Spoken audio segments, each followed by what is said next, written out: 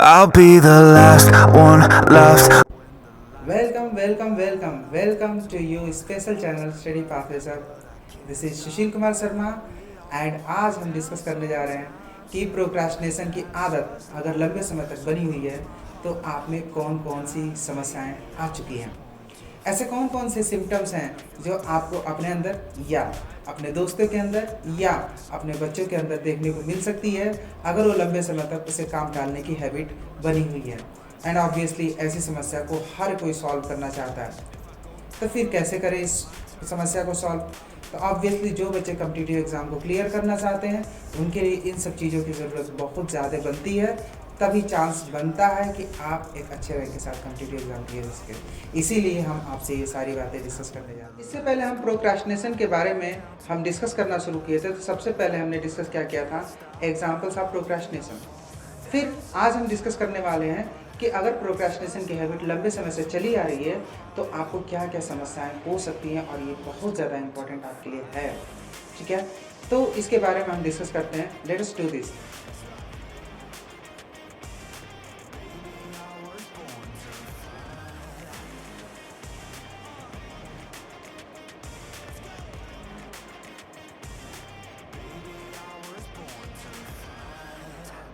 तो कॉन्सिक्वेंसेस क्या हो सकते हैं, रिजल्ट क्या हो सकते हैं। पहला, इंक्रीज्ड स्ट्रेस। होता क्या है कि अगर असाइनमेंट पूरा नहीं हुआ है, अगर आपके एग्ज़ाम में अच्छे मार्क्स नहीं आएंगे इसका डर सता रहा है, अगर आपके एग्ज़ाम में ख़राब मार्क्स आ गए हैं और पेरेंट्स मीटिंग अटेंड करनी है, या आप बहुत ज़्यादा मेहनत कर रहे हो और आपको रिज़ल्ट नहीं मिल रहा है, आपके दोस्त भी कह रहे हैं तुम यार बहुत मेहनत करते हो बट आपको रिज़ल्ट उस तरीके का मिल नहीं रहा है, अगर ये सारी समस्याएं हैं तो इसकी वजह से ऑब्वियसली आपकी स्ट्रेस बढ़ती जाती है, स्ट्रेस बढ़ती जाती है। इन सारी बातों का स्ट्रेस आपके दिमाग में रहता है जो कि आपकी क्वालिटी को, आपकी प्रोडक्टिविटी को रिड्यूस करता है। तो स्ट्रेस आप जानते हो, इस पर परेशानी से मैक्सिमम लोग पीड़ित हैं। अगर आपके दिमाग में स्ट्रेस है तो पहले ये चेक करिए क्या आपको प्रोक्रास्टिनेशन की हैबिट है।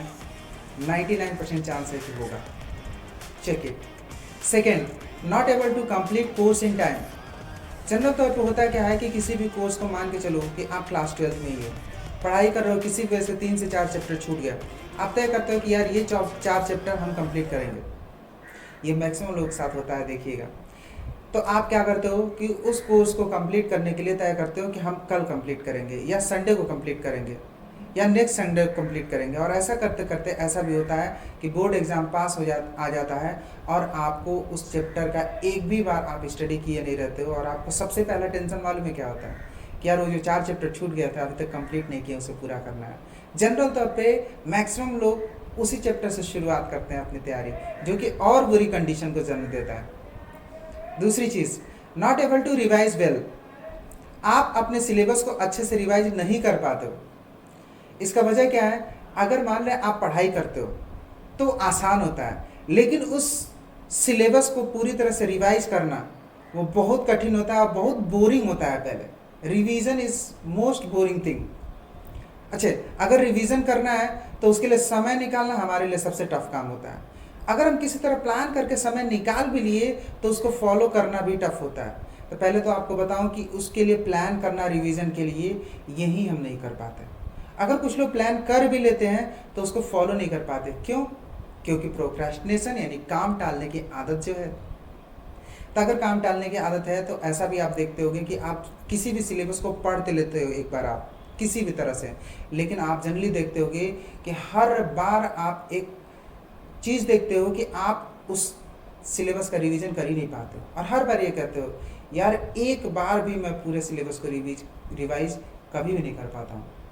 पता नहीं क्यों ऐसा शुरू हो जाता है। आप कहते हो पता नहीं क्यों सिलेबस रिवीजन मेरे से हो ही नहीं पाता है, मैं एक बार खूब अच्छे से पढ़ लेता हूँ लेकिन नहीं हो पाता रिवीजन। एक पैटर्न आपके दिमाग में बन जाता है। That is one of the worst thing. उसके बाद से feeling stuck in life. Next point है फीलिंग स्टक इन लाइफ। ये क्या होता है, आप क्या करते हो कि कॉपी किताब सारा खोल के पढ़ने बैठे हो, बहुत सारी चीज़ें पढ़नी है, और आप लगभग 3 से 4 घंटे से पढ़ाई कर रहे हो बैठ के, और मालूम चल रहा है आप दूसरा पेज खोले हो, कुछ भी समझ में नहीं आया। Just yours, you are looking at the pages, you are trying to learn, you are trying to remember, लेकिन कुछ दिमाग में जा ही नहीं रहा। ऐसा भी हो रहा है 4 दिन से आप तय कर रहे हो कि यार मेरे को तैयारी शुरू करनी है, मेरे को तैयारी शुरू करनी है, लेकिन पता नहीं कैसे 4 दिन बीत गया और आपकी तैयारी भी शुरू नहीं हुई।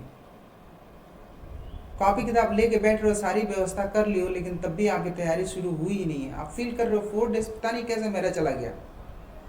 ऐसा भी होता होगा। इसके अलावा क्या है, regret of missed opportunities for growth and success. ऐसा क्या हुआ था, एक बार क्या हुआ, ऐसा एग्ज़ाम मेरे को देना था, जो एग्ज़ाम में मुझे लगता था कि यार इस एग्ज़ाम में तो मेरा सिलेक्शन बहुत आसानी से हो जाएगा, बस मेरे को 3 मंथ्स देने हैं एंड डन, क्योंकि इतना टफ नहीं है। फिर मैंने क्या किया, चलो भाई 3 महीने पहले से मेरे को तैयारी करनी है, मैंने तय किया कि तैयारी करना है। और फिर मैंने कहा कि एक बार बैठेंगे 3-4 घंटे और मतलब ज़बरदस्त तरीके से शुरुआत करेंगे, प्लानिंग करेंगे और शुरुआत करेंगे। फिर मैंने कल पे टालना शुरू किया और करते करते मुझे आज भी रिमेंबर है कि 15 डेज़ बचे थे, तब याद आया कि यार तैयारी अभी तो हमने शुरू ही नहीं करी है, बहुत छूट फूट कुछ चीज़ें हमने पढ़ा था। हम कहे कि भाई अब क्या होगा। अब मैं बताऊँ, उसी दिन से मुझे रिग्रेट हो रहा था कि इस एग्ज़ाम को तो मैं क्लियर कर सकता था, लेकिन आज ये एग्ज़ाम क्लियर नहीं हुआ है। उस एग्ज़ाम को देने के बाद ऑब्वियसली 1 और 2 मार्क्स का डिफरेंस था, आई डोंट रिमेंबर एग्जैक्टली, लेकिन मैं आज भी ये सोचता हूँ कि यार वो 2 मार्क्स का डिफरेंस जो रह गया वो कहीं ना कहीं 3 महीने में तो कवर हो सकता था, और रिग्रेट है। और ऐसे रिग्रेट की भरमार है। ऐसा बहुत सारे लोगों के साथ होता है कि हर बार वो तय करते हैं बट उनको मिलती है हाथ में रिग्रेट। तो अगर पछतावा हमेशा करना है और ऐसी आप सीरीज़ बना चुके हो, तो ऑब्वियसली जो अगली प्रॉब्लम आती है, जो कि लास्ट सबसे इंपॉर्टेंट प्रॉब्लम होती है, सेल्फ डाउट। आपको खुद पे ही शक होने लगता है, क्या मैं ये कर सकता हूँ। आप कंपटीशन की तैयारी करने जा रहे हैं, अपने दोस्त से, अपने सीनियर से जाकर पूछते हैं, क्या लगता है, आप तो मुझे अच्छे से जानते हो, मैं तैयारी करता हूँ, मेहनत कर रहा हूँ, ऐसा ऐसा रिजल्ट आप तो जानते ही हो, क्या लगता है मेरे से हो जाएगा। अब डिपेंड करता है, वो कहता है कि सिलेक्शन तुम कर सकते हो, मतलब हो सकता है वो मोटिवेट करे, नहीं यार तुमसे हो जाएगा, तुम बहुत अच्छे हो पढ़ने में, मेहनती भी हो, कर लोगे, तो आप तैयारी करना शुरू कर देते हो। अगर वो मना कर देता है, नहीं भाई तुमसे नहीं हो पाएगा, तो आप छोड़ देते हो। आप ऐसे बहुत सारी चीज़ों के लिए दूसरे पे डिपेंडेंट हो जाते हो, आप उससे फीडबैक लेते हो उन चीज़ों के लिए जिसमें एफर्ट आपको देना है, बिकॉज आपको खुद पे विश्वास नहीं है। और अगर आपको खुद पे विश्वास नहीं है तो सिलेक्शन के चांसेस बहुत कम हो जाते हैं, चाहे कितना भी मेहनत कर लो। और ये सब किससे आता है, प्रोक्रास्टिनेशन से। ये सेल्फ डाउट वाला जो पैटर्न आता है आपके दिमाग में, वो प्रोक्रास्टिनेशन से आता है। और ये पहले से ही तय कर लेता है कि बेटा आपका सिलेक्शन नहीं होगा, चाहे कुछ भी कर लो, even you work very very hard, तो भी सिलेक्शन नहीं होता। वाई? प्रोक्रास्टिनेशन। अगर ये सारे सिम्टम्स आप में कहीं ना कहीं देखने को मिल रहे हैं, तो आपको प्रोक्रास्टिनेशन की प्रॉब्लम को सॉल्व करनी है, और इस समस्या का निदान हम अगले वीडियो में करेंगे। अगले वीडियो में हम ये जानेंगे हाउ टू एलिमिनेट प्रोक्रास्टिनेशन। मिलेंगे नेक्स्ट वीडियो में, हम ये बात करेंगे कि प्रोक्रास्टिनेशन की हैबिट को कैसे ख़त्म करें। क्योंकि आज तो आपने ये देख लिया कि प्रोक्रास्टिनेशन से कौन कौन से सिम्टम्स आपको देखने को मिलते हैं। अगर आपके अंदर ये सिम्टम्स हैं, आपके दोस्त या आपके बच्चे के अंदर सिम्टम्स हैं, तो इसको हम सॉल्व करेंगे मिलके। और अगले वीडियो में हम 10 पॉइंट्स डिस्कस करेंगे, जिसको अगर आप फॉलो करते हो, इवन इसके बाद भी एक वीडियो है कि एक डेली रूटीन हमें कैसे फ्रेम करना होता है। अगर इन सारी चीज़ों को आप फॉलो करते हो, तो प्रोक्रेस्टिनेशन की प्रॉब्लम धीरे धीरे काफूर होने लगेगी। इट विल हैपन, जस्ट पहले देखना है, फिर समझना है, उसके बीच I'll be the last one left when the lights go out. I'm down to one last